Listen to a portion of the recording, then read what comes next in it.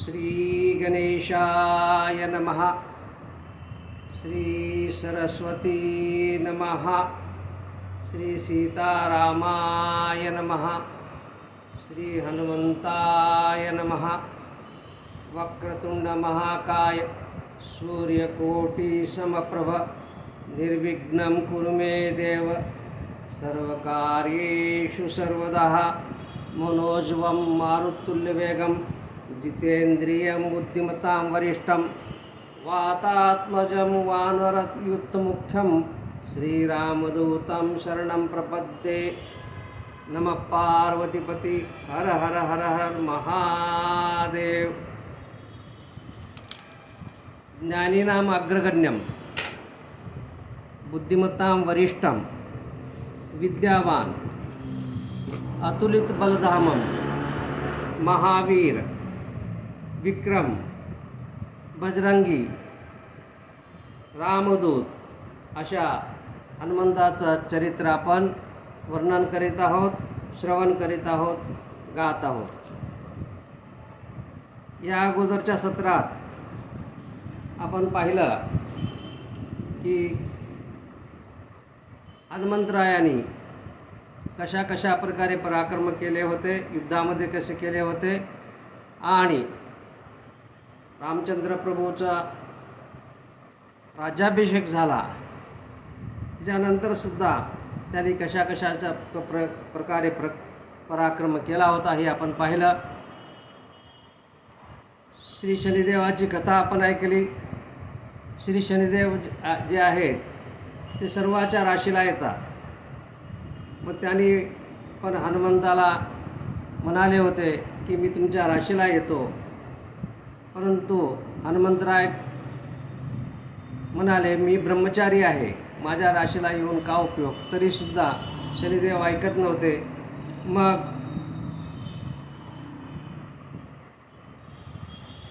हनुमंतरायांनी लढाई न करता श्री शनिदेवाला कसं हरवलं होतं हे आपण पाहिलेलं आहे। त्रेतायुगामध्ये हनुमंतरायांनी मोठे पराक्रम केले, तशाच प्रकारे पराक्रम द्वापार युगामध्ये पण हनुमंतरायांनी केलेले आहेत। कथा अशी येते की पांडवापैकी जे भीम होते ते फार बलिष्ठ होते, फार बलवान होते। त्या भीमाला 10,000 हत्तीचं बळ होतं असं म्हणलं जातं। तर भीमाला फार गर्व होता, माझ्यासारखा बलवान कोणी नाही।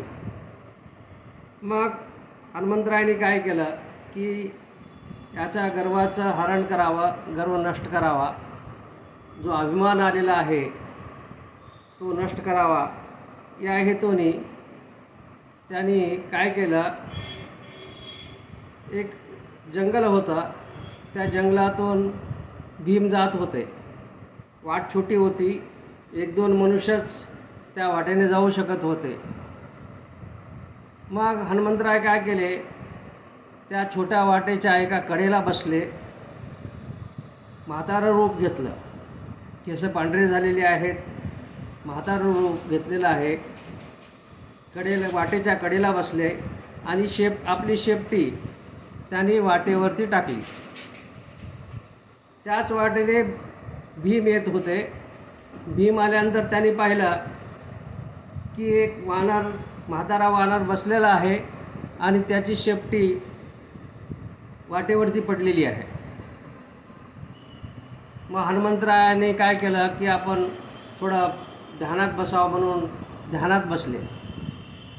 मग भीम आले, भीमाने म्हटलं हे वानरा तुझी शेपटी काढ, असं 1-2 वेळेस म्हणाले। हनुमंतरायाला काय ऐकायला आलं नाही, अशा प्रकारे त्यांनी ऐकलं नाही आणि आपल्या ध्यानातच मग्न होते। मग शेवटी भीम जोरात ओरडले। त्यावेळेस हनुमंतराय थोडा वरती पाहिलं, ते म्हणाले हे श्रेष्ठ, मी म्हातारा झालो आहे आणि मला माझं अंग आवरत नाही, माझी शेपटी मला आवरत नाही, तू असं कर म्हणे, तू शेपटी ओलांडून जा. भीमाला शास्त्राचं ज्ञान होतं, कोणत्याही मनुष्याचं अंग ओलांडून जाऊ नये. मग भीम म्हणाले, हे पहा म्हणे, शास्त्राप्रमाणे आपण कोणाचंही अंग ओलांडून जाऊ नये, तू तुझी शेपटी काढ. मग हनुमंतराय म्हणाले, बघ मी एवढा म्हातारा झालो आहे, माझी शेपटी मला पण आवरत नाही. तू असं कर म्हणे, तूच उचलून बाजूला ठेव आणि निघून जा. मग भीमाला वाटला एक म्हातारा वानर, त्याची शेपटी काय, म्हणून ते एका हाताने उचलायचा प्रयत्न केले, उचलत नव्हतं. शेपटी काय उचलली नाही. 2 हात लावले, दोन्ही हाताने पण उचललं नाही. मग जास्त जोर लावला तरीसुद्धा उचलत नाही. मग भीमाला कळून चुकलं की हे साधे वानर नाहीत, हे कोणीतरी देवता आहेत किंवा प्रत्यक्ष हनुमंत आहेत. मग त्याने भीमाने हनुमंताचं चरण धरलं, म्हटलं, हे प्रभो, मला तुमचं खरं रूप दाखवा. मग हनुमंतरायाने आपलं रूप दाखवलं. त्यावेळेस भीम काय म्हणाले, हे पहा म्हणे, तुम्ही सीतामातेला फार मोठं रूप दाखवलं होतं, तसलं रूप मला पाहायचं आहे. हनुमंतराय म्हणाले की हे भीमा, ते रूप तू पाहू शकत नाहीस. ते रूप पाहिलं तर तू बेशुद्ध होशील. नाही, मला पाहायचंच आहे. मग हट्ट धरला भीमानी. म्हटलं ठीक आहे. मग हनुमंतराय मोठे झाले, एवढे मोठे झाले की भीमाची दृष्टी तिथपर्यंत गेलीच नाही आणि ते बेशुद्ध होऊन पडले. थोड्या वेळानंतर जाग आली. मग हनुमंतरायाने उपदेश केला की हे भीमा, आता काही दिवसानंतर किंवा काही महिन्यानंतर तुमचं मोठं युद्ध होणार आहे. त्या युद्धामध्ये फार मोठमोठे वरिष्ठ बलिष्ठ योद्धे तिथे युद्ध करतील. तू आपल्या गर्व धरू नको, आपल्या शक्तीचा गर्व धरू नको. डोकं ताळ्यावरती ठेव, गर्वरहित होऊन युद्ध कर. नाहीतरी मनुष्य ज्यावेळेस आपला गर्व करतो, मी सर्वात मोठा आहे, त्याचं पतन होतं. अशा प्रकारची शिकवण समजूत दिलेली आहे. आणि तुझं बल आहे माहीत आहे, परंतु गर्वाच्या आहारी जाऊ नको, अभिमानाच्या आहारी जाऊ नको, असं हनुमंतराय म्हणालेले आहेत. आणि हनुमंतराय तिथून गुप्त झाले. आणखीन एक कथा येते की हनुमंतराय आणि अर्जुनाची भेट. हनुमंतराय एका नदीकाठी बसले होते ध्यान करत. तेव्हा तिथं अर्जुन आले. अर्जुनाने ओळखलं की हे हनुमंतराय आहेत. नमस्कार केला. मग थोड्या गप्पा झाल्या. अर्जुन म्हणाले, हे हनुमंतराया, श्रीरामचंद्र प्रभूंनी समुद्रावरती सेतू बांधला की ठीक आहे, परंतु श्रीरामचंद्र प्रभू एवढे पराक्रमी होते, मग त्यांनी आपल्या बाणाने सेतू का नाही बांधला, दगडाचा सेतू का बांधला? त्यांनी बाणाचा सेतू बांधायला पाहिजे होता, दगडाने का बांधला?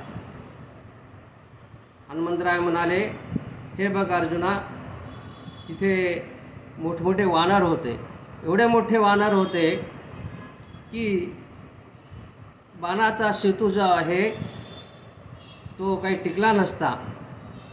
आणि रामचंद्र प्रभूला पराक्रम करायचा नव्हता, चमत्कार करायचा नव्हता, पराक्रम करायचा होता. रामचंद्र प्रभूचं जर जीवनचरित्र पाहिलं रामायणामध्ये, रामचंद्र प्रभूने कोणता चमत्कार केलेला नाही. ते सर्वसाधारण मनुष्याप्रमाणे, सर्वसाधारण राजाप्रमाणे ते वागलेले आहेत, मनुष्याप्रमाणे वागलेले आहेत. पराक्रम केलेला आहे, परंतु चमत्कार केलेला नाही. तर नाही म्हणे, त्यांनी करायला पाहिजे होता, सेतू हा बाणाचा बनवायला पाहिजे होता. मी त्यावेळेस जर असला असतो तर बाणाचा सेतू बनवला असता, असं अर्जुनाला फार घमंड होती आपल्या धनुर्विद्येवरती, गांडीव धनुष्यावरती. मग ते म्हणाले हनुमंताला की मी जर असला असतो त्यावेळेस तर मी बाणाचा सेतू बनवला असता समुद्रावरती. हनुमंतराय म्हणाले बाणाचा सेतू टिकला नसता. मोठमोठे वानर होते, माझ्यापेक्षा पण बलाढ्य वानर त्या सेनेमध्ये होते, तो सेतू टिकला नसता. नाही म्हणे, माझा पराक्रम तुम्हाला माहीत नाही म्हणे. मग असं थोडं बोलाचाल झाली. मग ठरलं की मी दाखवतो म्हणे, मी सेतू बांधून दाखवतो या नदीवरती आणि तुम्ही तुडून दाखवा. ठीक आहे म्हणाले. मग काय शर्त? शर्त अशी, मी सेतू बांधला बाणाचा आणि तुम्ही तोडलं तर मी प्राणत्याग करेन, देहत्याग करेन. दुसरं काय? समजा सेतू नाही तुटला तर मी काय करू? हनुमंतराय म्हणाले, ते तुम्ही ठरवा म्हणे. काय करायचं ते तुम्ही ठरवा. सेतू जर बाणाचा सेतू नाही तुटला तर हनुमंतराय तुम्ही काय करायचे ते तुम्ही ठरवा. पण सेतू तुटला तर मी देहत्याग करेन, प्राणत्याग करेन. ठरलं. मग अर्जुनाने बाणाचा सेतू बनवला. मग म्हणाले हे तोडून दाखवा. ठीक आहे. मग हनुमंतराय काय केले, श्रीरामचंद्र प्रभूचं स्मरण केले आणि भुपुकार करीत उडी मारले उंच आकाशामध्ये आणि खाली सेतूवरती त्यांनी उडी मारली. बाणाचा सेतू तुटला. बाणाचा सेतू तुटल्यानंतर आता शर्यतीप्रमाणे अर्जुनाने काय करायला पाहिजे? देहत्याग करायला पाहिजे. मग अर्जुन म्हणाला की सेतू तुटलेला आहे, मी आता देहत्याग करतो. आपली जी शर्त होती त्याप्रमाणे मी देहत्याग करतो. मग त्याने काय केलेलं आहे? एक चिता अग्नी प्रज्वलित केलेला आहे आणि देहत्याग करण्यासाठी त्या अग्नीमध्ये उडी घेण्यासाठी अग्नीची प्रदक्षिणा करत होते. इतक्यात श्रीकृष्ण महाराज तेथे आले. श्रीकृष्ण महाराज म्हणाले, काय चालले तुमचं हे? मग अर्जुनाने थोडक्यात सर्व घडलेली गोष्ट सांगितली, कथा सांगितली. श्रीकृष्ण महाराज काय म्हणाले? फार महत्त्वाची गोष्ट आहे. श्रीकृष्ण महाराज काय म्हणाले हे बघा. म्हणे तुम्ही दोघेच आहात, तुम्हा दोघांमध्ये शर्यत लागली होती. ठीक आहे, चांगली गोष्ट आहे. परंतु याला साक्षी कोण होतं? कोणत्याही शर्यतीला अटीला साक्षी असायला पाहिजे. कोण साक्षी होतं? कोणी नाही साक्षी. मग अशा प्रकारची जी शर्यत असते किंवा शर्त असते ती टिकत नाही. कोणीतरी साक्षी असायला पाहिजे. तर असं करा म्हणे, आता मी साक्षी आहे, मी साक्षी आहे. तू बाणाचा सेतू बांध आणि हनुमंतरायाला सांग की तो तोडण्यासाठी. आता मी साक्षी होतो. हनुमंतराय म्हणाले, ठीक आहे देवा. मग अर्जुनाने काय केलं? सेतू बांधला, परत बाणाचा सेतू बांधला. मग हनुमंतरायाला सांगितले, आता तुम्ही तोडा सेतू हा. मग हनुमंतरायाने श्रीरामचंद्र प्रभूचं स्मरण केलं, आकाशात उडी घेतली आणि त्या सेतूवरती उड्डाण केलं आणि सेतूवरती उडी मारली. तिच्या अगोदर श्रीकृष्ण महाराजांनी काय केलं? ज्यावेळेस हनुमंतराय आकाशात गेले होते त्यावेळेस गुपचूप सुदर्शन चक्र त्या सेतूच्या खाली ठेवलं. सुदर्शन चक्राला सेतूच्या खाली ठेवायला सांगितलं, ठेवलं त्यांनी. हनुमंतराय ज्यावेळेस उडी मारली त्या सेतूवरती, सेतू काही तुटला नाही कारण सुदर्शन चक्र खाली होतं. मग अर्जुन जिंकला. मग आता हनुमंतरायाने काय करायचं? हनुमंतरायाने काय करायला पाहिजे? आता हनुमंतराय हरले होते. मग अर्जुन म्हणाला, तुम्हाला जे वाटतं ते करा म्हणे, तुम्हाला जे उचित वाटतं ते प्रायश्चित घ्या. मग श्रीकृष्ण महाराज काय म्हणाले हे बघा. म्हणे हनुमंतराय, काही दिवसानंतर किंवा महिन्यानंतर मोठं महाभारताचं युद्ध होणार आहे. त्यावेळेस तुम्ही असं करा म्हणे, अर्जुनाच्या रथावरती ध्वजामध्ये विराजमान व्हा आणि अर्जुनाच्या रथाचं संरक्षण करा. अशा प्रकारे म्हणल्यानंतर हनुमंतराय श्रीकृष्णांना नमस्कार केला आणि प्रभू मी त्या ध्वजामध्ये विराजमान होतो आणि अर्जुनाच्या रथाचं संरक्षण करतो असं त्यांना सांगितलेलं आहे. अर्जुनाला पण सांगितलेलं आहे आणि श्रीकृष्ण महाराजाला पण सांगितलेलं आहे. तेव्हापासून हनुमंतराय जे आहे अर्जुनाच्या रथाच्या ध्वजामध्ये विराजमान झालेले आहेत. आता एक वेळेस ज्यावेळेस महाभारताचं युद्ध होतं आणि युद्ध संपतं अशी कथा सांगितली जाते की युद्ध संपल्यानंतर श्रीकृष्ण महाराजांनी अर्जुनाला सांगितलं की तू अगोदर उतर. प्रत्येक वेळेस काय करत होते ते स्वतः अगोदर उतरायचे, नंतर मग अर्जुनाला उतरावा सांगायचं. परंतु युद्ध संपल्यानंतर श्रीकृष्ण महाराज काय म्हणाले की तू अगोदर उतर, मी नंतर उतरतो, अशी कथा सांगितली जाते. मग अर्जुन उतरला, नंतर श्रीकृष्ण महाराज उतरले आणि रथ जळाला. अशा प्रकारची एक आख्यायिका आहे. आता प्रश्न असा पडतो, दररोज संध्याकाळी युद्ध संपल्यानंतर दोघंही रथातून उतरत असत, मग त्यावेळेस रथ का जळाला नाही? रथ त्यावेळेस का जळाला नाही? दररोज युद्ध संपायचं, दोघंही उतरायचे, रथ तसा राहायचा, जळाला नाही. ह्याचं एक मुख्य कारण आहे की हनुमंतराय जे आहेत ते रथाच्या ध्वजामध्ये विराजमान असून त्या रथावरती इतके बाण लागले होते, इतके शस्त्र लागले होते, इतके अस्त्र लागले होते, तरीसुद्धा हनुमंतरायांनी त्या सर्व शस्त्राचा निष्प्रम केलं होतं. रथाला जाळू दिलं नव्हतं, त्याला आवरून धरलं होतं. त्या सर्व अस्त्रांना त्यांनी आवरून धरलं होतं.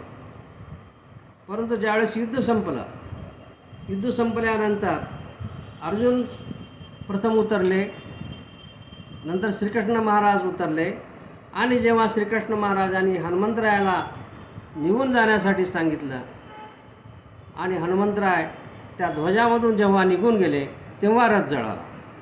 फक्त श्रीकृष्ण महाराज उतरल्यानंतर रथ जळाला नाही, हनुमंतराय जेव्हा त्या रथातून निघून गेले तेव्हा रथ जळाला. तर अशा प्रकारचं पराक्रम हनुमंतरायाचं होतं. हनुमंतरायाने पण बरेच आणखीन काही पराक्रम केलेले आहेत. द्वापार युगामध्ये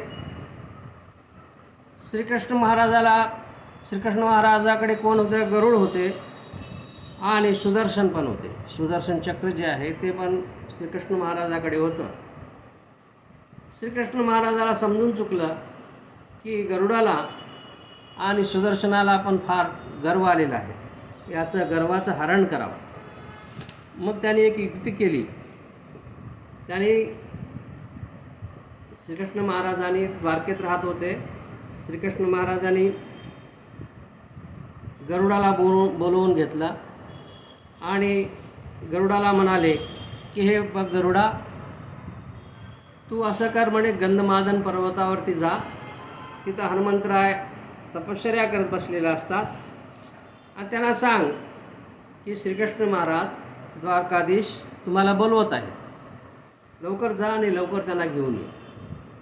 मग गरुडाने श्रीकृष्ण महाराजाला नमस्कार केलेला आहे, प्रणाम केलेला आहे आणि ते गंधमादन पर्वतावरती आलेले आहे. गरुड हा फार वेगवान, त्याची गती फार असते आणि तो फार बलिष्ठ आहे, बलवान आहे असं सांगितलं जातं.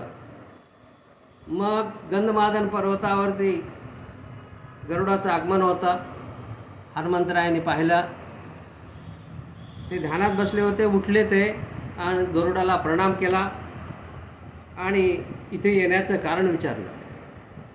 तर गरुड म्हणाले, हे बघा तुम्हाला एक निरोप आहे, हनुमंतराय तुम्हाला एक निरोप आहे. श्रीकृष्ण महाराज द्वारकाधीशांनी सांगितलेलं आहे की तुम्ही द्वारकेत यावं आणि श्रीकृष्ण महाराजाला भेटावं. मग हनुमंतराय काय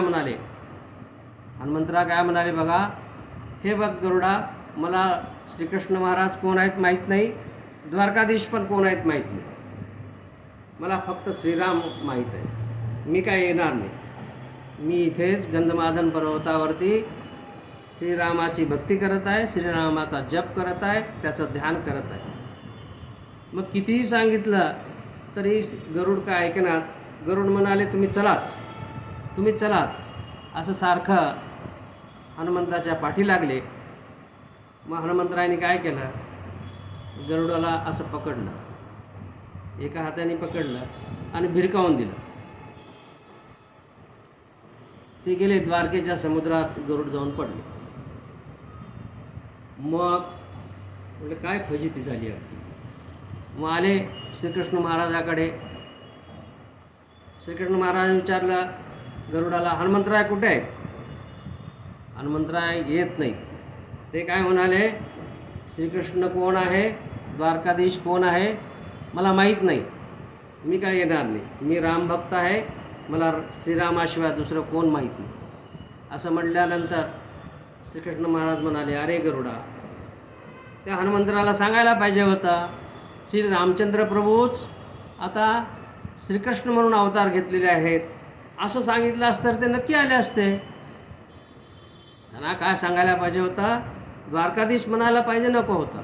त्यांना म्हणायला पाहिजे होता की श्रीरामचंद्र प्रभू त्रेतायुगातले आता द्वापार युगामध्ये श्रीकृष्ण म्हणून अवतार घेतलेले आहेत, त्याने तुम्हाला बोलवलेलं आहे असं म्हणलं असतं ते नक्की आले असते. जा परत म्हणे. मग परत गरुड आले. गरुड आल्यानंतर हनुमंतराला वाटलं आत्ताच तर गेले होते आणि का आले परत. मग सांगितले, अहो हनुमंतराय, हे जे श्रीकृष्ण महाराज आहेत ना, तेच रामचंद्र प्रभू आहेत. त्रेतायुगातले रामचंद्र प्रभूनेच या द्वापार युगामध्ये श्रीकृष्णाचा अवतार घेतलेले आहे, त्याने तुम्हाला बोलवलेलं आहे. मग हनुमंतरायाला समजलं की रामचंद्र प्रभू अवतार घेतलेले आहेत, आपण त्यांना भेटावं म्हणून म्हणलं चला ठीक आहे. मग गरुड काय म्हणाले, हे बघा म्हणे, आपल्याला लवकर जायचं आहे, लवकर पोहोचायचं, तुम्ही माझ्या पाठीवरती बसा, आपण जाऊ. हनुमंतराय म्हणाले, तसं नाही, तुम्ही चला पुढे, मी येतो मागून. ते ऐकेच ना, माझ्या पाठीवर बसा म्हणजे आपण लवकर पोहोचू. गरुडाला हनुमंतरायाची शक्ती माहीत नव्हता, उड्डाणाची गती माहीत नव्हती. ते म्हणाले, आपण लवकर पोहोचू, माझ्या पाठीवर बसा. काही केले ऐकेना. मग हनुमंतरायाने काय केलं, गरुडाला पकडलं आणि आपल्या काखेत दाबलं आणि उड्डाण केलं. उड्डाण करून कुठं द्वारकेत आले. द्वारकेत आल्यानंतर राजमहालाच्या दरवाजावरती सुदर्शन होते. मग सुदर्शनाने अडवलं, कुठं जायचं तुम्हाला. म्हणजे श्रीकृष्ण महाराजांनी बोलावलेलं आहे, त्यांना भेटायचं आहे. नाही, असं भेटता येणार नाही म्हणे, थांबा म्हणे, नाही भेटता येणार नाही, कुणाला जाता येणार नाही. मग हनुमंतरायाने काय केलं, हनुमंतरायाने एक फुंकार मारून सुदर्शनाची शक्ती कमी केली, शक्तिपात केला त्यांचा म्हटलं तरी चालेल. आणि त्या सुदर्शनाला त्याने आपल्या तोंडामध्ये घातलं, दाढेखाली बसवलं आणि हनुमंतराय आत गेले. हनुमंतराय आत गेल्यानंतर श्रीकृष्ण महाराज उभे टाकले. हनुमंतरायाने श्रीकृष्ण महाराजाला दंडवत प्रणाम केला. श्रीकृष्ण महाराज काय म्हणाले, अरे हनुमंता, तुला दरवाजावरती कोणी अडवलं नाही का. हो अडवलं म्हणे, सुदर्शन म्हणून कोणतरी होते त्याने अडवलं. मग ते कुठे आहेत. मग त्याने तोंडातून काढून, हे बघा हे सुदर्शन घ्या, मग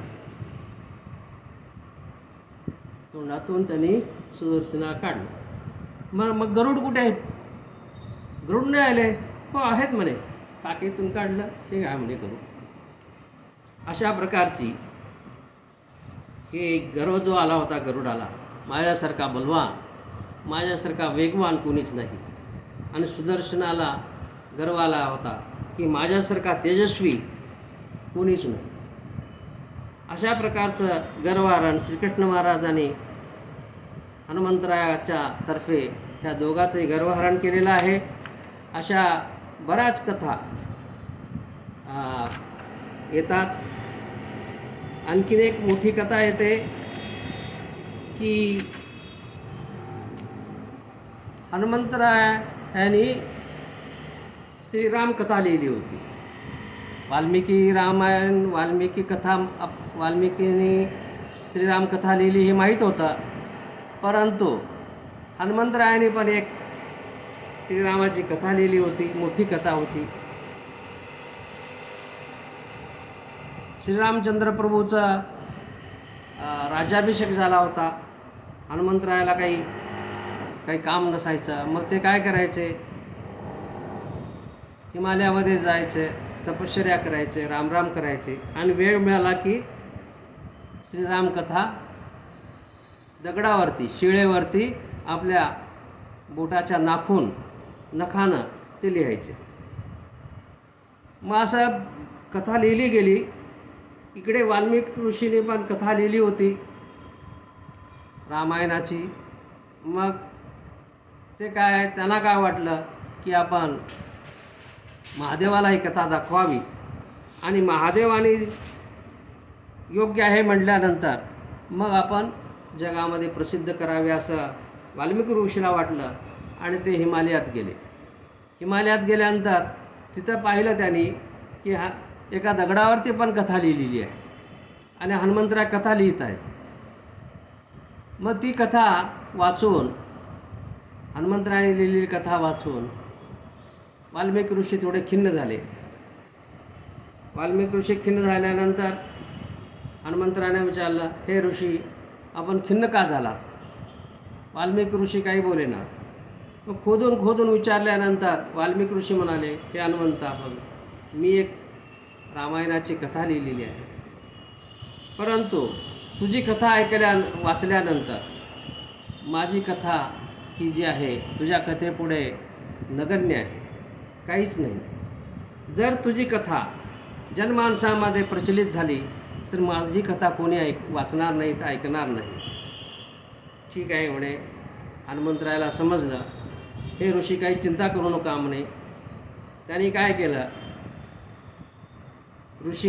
वाल्मिकी ऋषीला एका खांद्यावरती बसवलं एका साईडला आणि ज्या शिळेवरती श्रीरामाची कथा लिहिली होती ती कथा एका खांद्यावरती घेतली आणि उड्डाण केले त्यांनी आणि समुद्रात आले, समुद्राच्या काठी आले आणि तिथं वाल्मिकी ऋषीच्या समोर ती शिळा जी आहे जिच्यावरती रामकथा लिहिली होती ती फेकून दिली समुद्रामध्ये आणि म्हणाले, हे ऋषी, तुम्ही निश्चित राहा आणि तुम्हाला मी आशीर्वाद देतो की तुमची कथा ही जनमानसामध्ये प्रसिद्ध होईल, तुम्ही प्रसिद्ध व्हाल.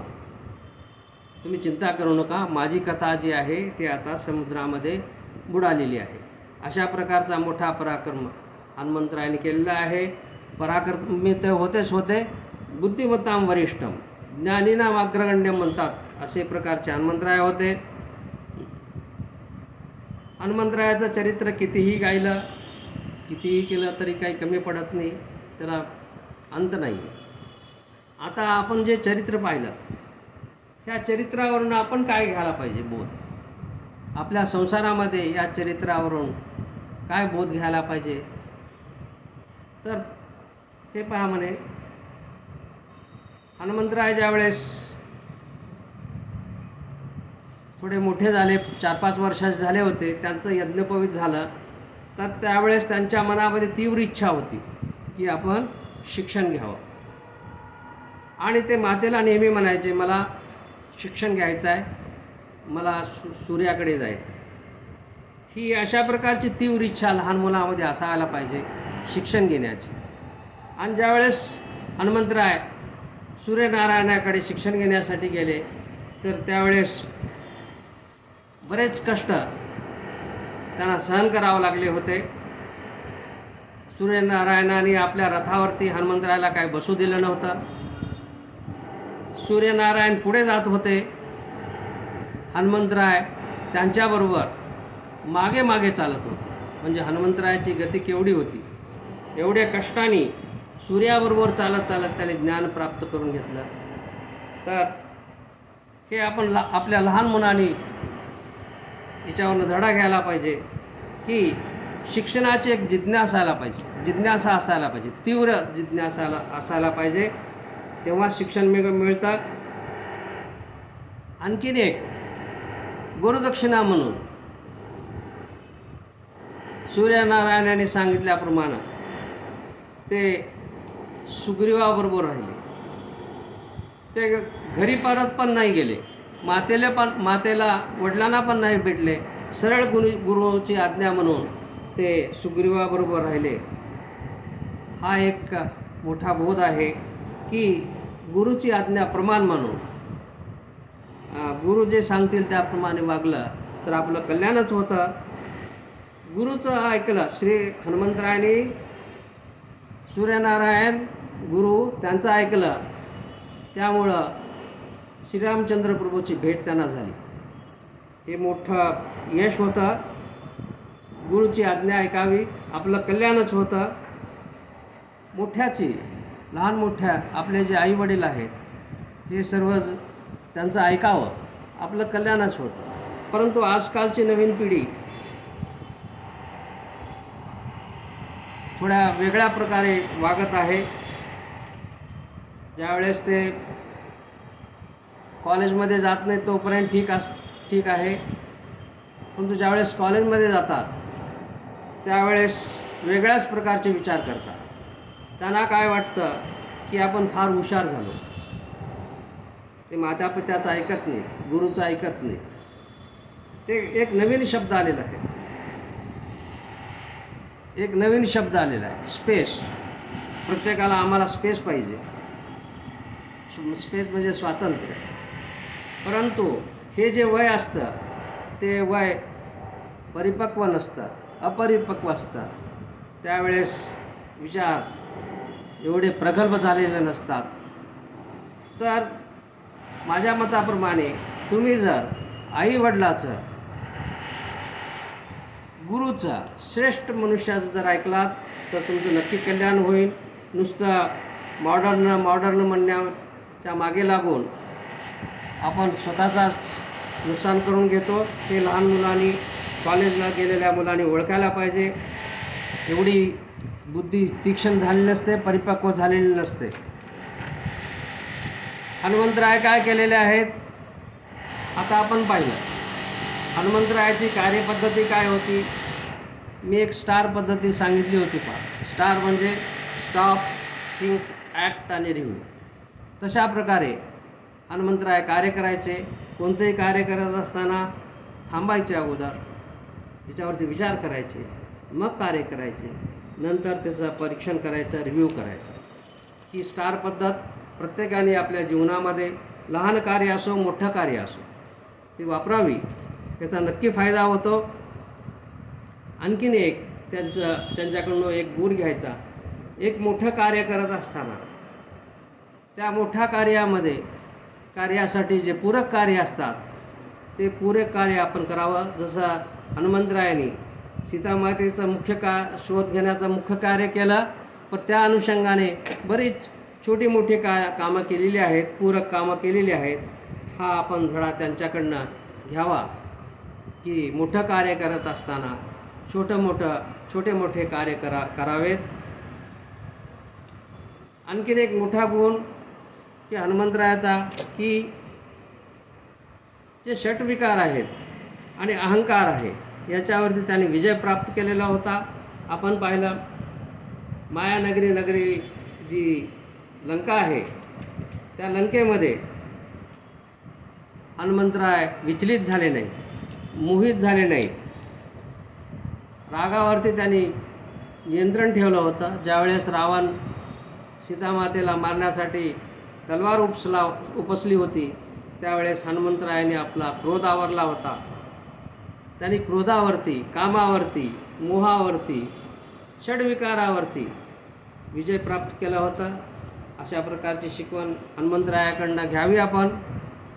हनुमंतरायाला आपण पाहिलं, श्रीरामचंद्र प्रभू जेव्हा हनुमंतरायाची स्तुती करतात तर हनुमंतराय श्रीरामाचे पाय धरतात. त्यांना स्तुती आवडत नाही. स्तुती झाल्यानंतर मनुष्याला अहंकार वाटतो. अहंकार मी वाटतं आणि हे अहंकार हे मोठं पतनाचं कारण आहे. म्हणून हनुमंतरायाकडनं शिकावं की स्तुती ही फार घातक आहे. आणखीन एक पहा, राजनीती, कूटनीती जे म्हणतात आपण. हनुमंतरायांनी काय केलं होतं की बिभीषणाला अशी व्यवस्था केली होती, अशी परिस्थिती निर्माण केली होती की बिभीषण रावणापासून दूर व्हावं. अशा प्रकारची कूटनीती, राजनीती हनुमंतरायांनी वापरलेली होती आणि बिभीषणाला रावणापासून दूर केलं होतं. आता मनुष्य पराक्रमी असतो, ज्ञानी असतो, परंतु पराक्रम केव्हा करावा, केव्हा नमतं घ्यावं, केव्हा शौर्य दाखवावं हे हनुमंतरायाकडनं शिकलं पाहिजे. हे सुरसा ज्यावेळेस नागाची, सापाची आई सुरसा, देवाची आई सुरसा ज्यावेळेस परीक्षा घ्यायला आली, त्यावेळेस हनुमंतरायांनी पराक्रम दाखवला. माता सुरसा जेव्हा जितकं तोंड उघडायचे त्याच्यापेक्षा हे दुप्पट व्हायचे. परंतु त्यांनी आणखीन एक विचार केला की नुसतं पराक्रम दाखवून का उपयोग नाही, आपण नमतं पण घेतलं पाहिजे. म्हणून ते एकदम लहान झाले. म्हणजे पराक्रम दाखवावा ठीक आहे, परंतु केव्हा पराक्रम दाखवावा, केव्हा नमतं घ्यावं हे हनुमंतरायाकडनं शिकलं पाहिजे. आणखीन एक आहे निष्काम सेवा.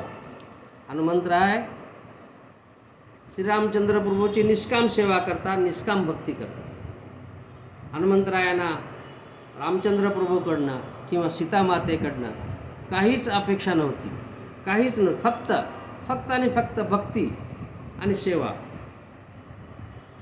त्यावेळेस काय होतं, ज्यावेळेस तुम्ही निष्काम भक्ती करता, निष्काम सेवा करता, तेव्हा भगवान प्रसन्न होतात आणि प्रसन्न होऊन तुम्हाला आलिंगन देतात, तुम्हाला गळ्याला लावून घेतात.